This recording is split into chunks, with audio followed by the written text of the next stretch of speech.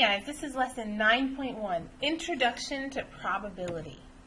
So there's some vocabulary words that you need to know for this chapter. First of all, an experiment, you use that vocabulary word in science. It's an activity with various results. So with an experiment, you can have several different outcomes, and that's our next vocabulary word. So the possible results you can get are called the outcomes. So in an experiment, you can have different results, and those results are called outcomes. The next vocabulary word is an event, which is a collection of one or more outcomes. So an event is possible results that you can get from an experiment. So those three vocabulary words can really be interchanged, but they're all kind of talking a little more detailed about the results from an experiment. The outcomes of a specific event are called favorable outcomes. So we'll use that phrase very often in this lesson. So let's really quickly look at this example here on this page. It says, for example, randomly selecting a marble from a group of marbles is an experiment. So if you have a bag with a bunch of different marbles inside, and your experiment is to pull different marbles out to see what you get, that's an experiment. And each marble in the group is a possible outcome. So anytime you pull a marble out of the bag, that's a possible outcome you could get from the bag. So then selecting a green marble from the group is an event, because selecting a green marble is one or more possible outcomes in the experiment. So the possible outcomes here are purple, blue, yellow, green, red, green. You say green more than once because there are more than one green marble. And the event in choosing a green marble, how many favorable outcomes are there? There's two. So there are two favorable outcomes for the event of choosing a green marble. So this is very basic, but this lesson's more about understanding the vocabulary than the process. So try to make sure you master the vocabulary for when you come to class next time. So in this first example, it tells you that you're rolling a number die. Now this is a basic six-sided dice. It says, what are the possible outcomes? So when it asks you for the possible outcomes, you're literally just going to list the possible outcomes. So the possible outcomes are 1, 2, 3, 4, 5, and 6. The 6 possible outcomes, because each side of the regular dice has a different number. And then it asks us, what are the favorable outcomes of rolling an even die? So if we were to separate the numbers into even and odds just to get a visual for the groups that they're in, we'd have 2, 4, and 6 in even, and 1, 3, and 5 in not even. So the favorable outcomes of rolling an even number are 2, 4, and 6. And that's it. All right, so this is very basic. Again, it's just mastering the vocabulary in the questions. So when it asks possible outcomes, you need to know what it's asking for. What are the favorable outcomes? You need to know what it's asking for. It's mastering that vocabulary. So on this last question, it says, what are the favorable outcomes of rolling a number greater than 5? So then we can also separate the numbers into numbers that are greater than 5 and numbers that are not greater than 5. So we'd have 6 is greater than 5, but the rest of them are not.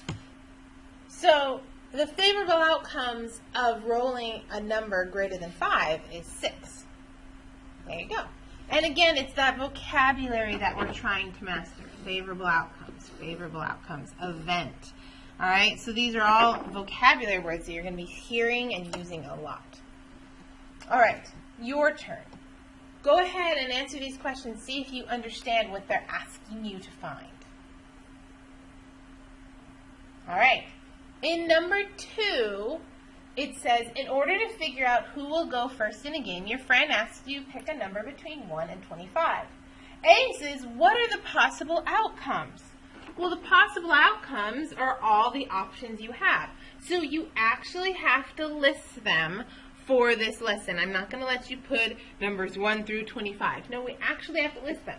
1, 2, 3, 4, 5, 6, 23, 24, 25. All right, and some of you might be like, why do we have to list all of those numbers? Well, think about in science class when you're doing an experiment. You have to list everything. You can't assume they know anything. B, what are the favorable outcomes of choosing an even number? So in this case, it asks for all the outcomes for the event of choosing an even number. So again, now here we're just listing all the even numbers. 2, 4, 6, 22, and 24. Those are all the even numbers that we could possibly choose. C, what are the favorable outcomes of choosing a number less than 20? So in this case, again, we have to list all the options. What are all the numbers that are less than 20? So we would list all of them. 1, 2, 3, 17, 18, and 19. All right, so this is not a lesson for you to get lazy and try to find shortcuts. Just give me the whole list. All right, let's now do the next example. What if it's not as easy to just list numbers? So let's talk about that. You have a spinner, and on the left here you see the spinner, you see all the possible outcomes, but it asks you how many possible outcomes are there? Well, some of you might say 4, purple, green, blue, and red. But that's not true, because it could land on any of those 3 triangles. So you actually have to say that there are 6 possible outcomes, because there's 6 triangles that the spinner could land on. So, so there are 6 possible outcomes. B, in how many ways can spinning red occur? So this is when you're actually going to identify the fact that there's more than one red triangle. So when it asks in how many ways can spinning red occur, it can happen 3 different ways. It could land on this one, or this one. So that's 3 different ways that you could get red. So the spinning red can occur in 3 ways. The last question here is, in how many ways can spinning not purple occur? So then you have to find out how many triangles are not purple. If you count them all, there'd be 5 not purple. So the spinner has 5 sections that are not purple, so spinning not purple can occur in 5 ways. But this is a 2-part question. It then asks, what are the favorable outcomes of spinning not purple? So again, this is vocabulary. What are they asking you to find? And the first question asks, how many ways? So we just have to tell 5 ways. And the second one, it says, what are the favorable outcomes? This is when you need to list all the ways you can spin not purple. We could spin red. We could spin red. We could spin green. We could spin red again. We could spin blue, and we could spin red again. So you need to actually list all 5 of the ways.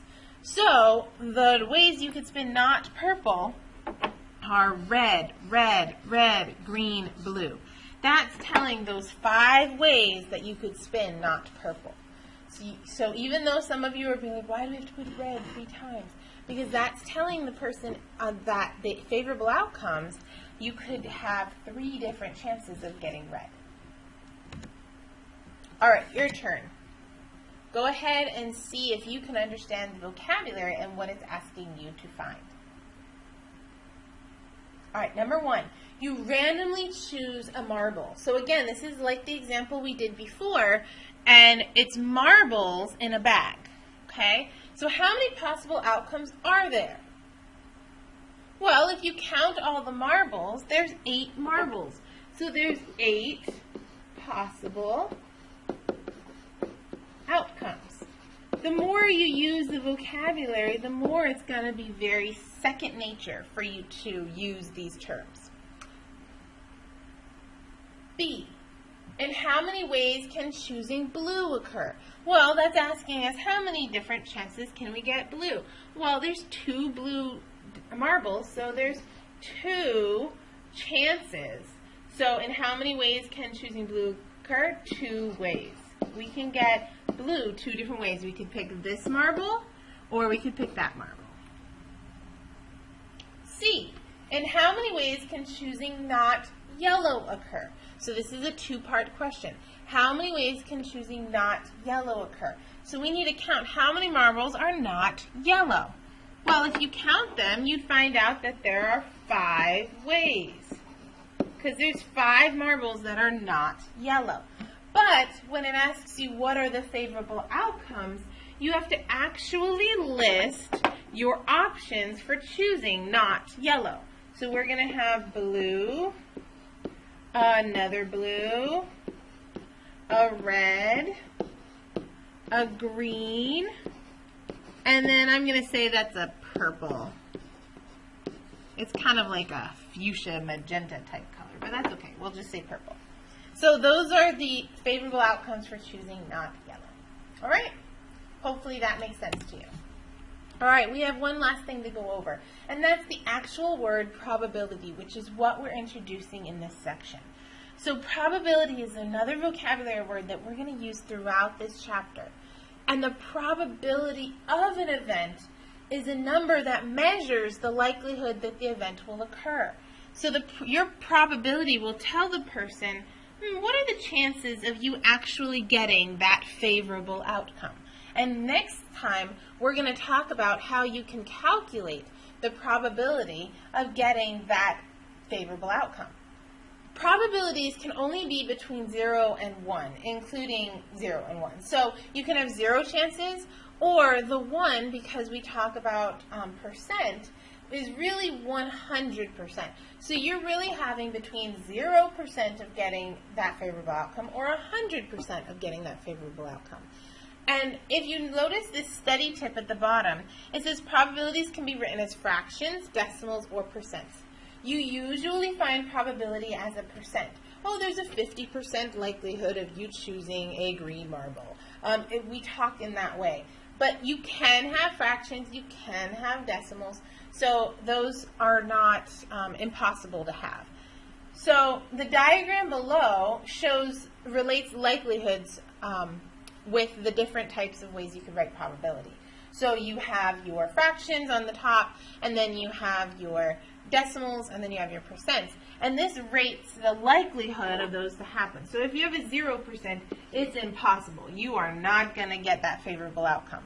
And then 25% is more unlikely because it's less than 50%, so it's a better chance of you getting something else. But 50% is equally likely to happen or not happen because it's right in the middle. So when you're at 50%, it could happen, it could not happen. It could go either way. But then once you start going above 50%, your probability becomes more likely that you will get that event. So 75% we consider likely, and 100% is definite. It is certain that you are going to get that event because there's no other options. Okay, you don't have to measure these scales. You don't have to memorize them either, but you do need to understand what does it mean to have 50% possibility, or what does it mean to have a probability of 25%? Is it likely? Is it unlikely? You need to just be a little more comfortable with the terminology. All right? That's the end of this lesson. If you have any questions, feel free to let me know, but if not, I will see you in class next time.